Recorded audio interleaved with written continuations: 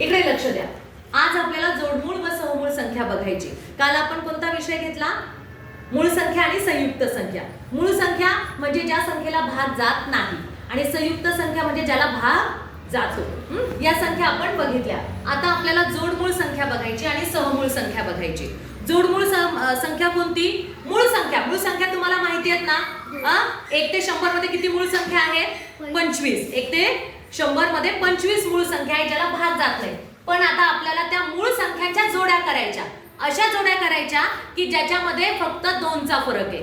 ज्याच्यामध्ये 2चा फरक आहे अशा जोड्या आपल्याला वेगळ्या काढायच्या. तर आता इथे समजा तुम्हाला उदाहरण दिलेले आहे. याच्यामध्ये तुम्हाला एक आहे की जी जोडमूळ संख्या नाहीये ती तुम्हाला शोधायची आहे.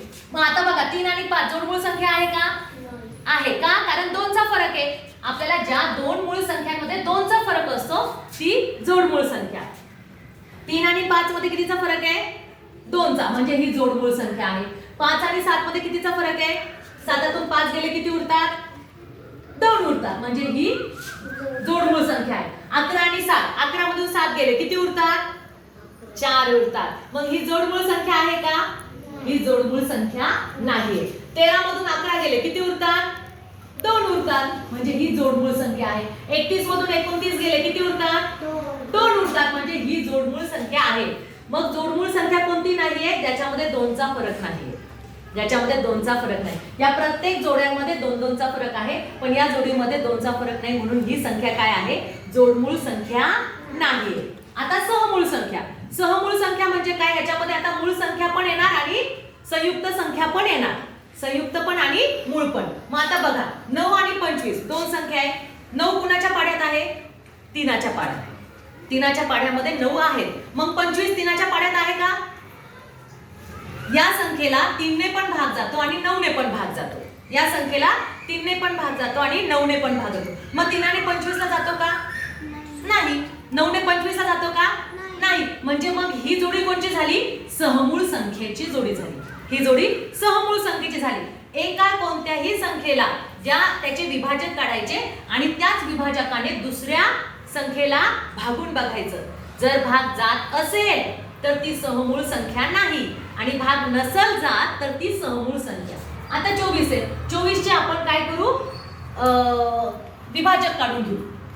2ने भाग जातो. 3ने 3 8 24, 3 12, 3 8 24. मग 4 ने जातो का? 4 7 24. 5 ने जातो का? नाही. मग सेम आता पुन्हा तीच संख्या रिपीट झाली. म्हणजे 24 चे विभाजक कोणते कोणते आहेत? 2 12 3 8 4 आणि 7. मग आता आपल्याला बघायचं या 6 संख्येनं 37 ला भाग जातो का? 2 ने 37 ला भाग जातो का? नाही. 3च्या पाढ्यात 37 येतात का? नाही. 4 ने 37 ला भाग जातो का? किंवा 4च्या पाढ्यात 37 येतात का? नाही. 12च्या पाढ्यात, 8च्या पाढ्यामध्ये आणि 6च्या पाढ्यामध्ये आहेत का? नाही. मग ही कोणती जोडी झाली? सहमूळ संख्येची. ही जोडी कोणती झाली? सहमूळ संख्येची. आता पुढे बघू. 4 आहेत. 4चे विभाजक कोण कोण येतात? 2 आणि 4 स्वतः. 2 आणि 4 स्वतः. मग आता सांगा बरं 2च्या पाढ्यात 15 आहेत का? 4च्या पाढ्यात 15 आहेत का? ही कोणती जोडी झाली? सहमूळ संख्येची. ही जोडी कोणती झाली? सहमूळ संख्येची. पण आता समजा जर मी इथे एक उदाहरण घेतलं. आता समजा इथे घेतलं 13 आणि 39. मग आता सांगा बरं 13ला कोणत्या कोणत्या संख्येने भाग जातो? 13ने 13ला भाग जातो. 13ने 13ला जातो. 13 1 13. पण 13च्या पाढ्यात 39 आहेत का? बघा बरं 13च्या पाढ्यात आहेत का 39? 13 1 13 2 26 33 39. म्हणजे 13ने 39 ला पण भाग जातो. इथे पण 13 आहेत आणि 13ने ह्याला पण भाग जातो. म्हणजे ही सहमूळ संख्येची जोडी झाली का? नाही.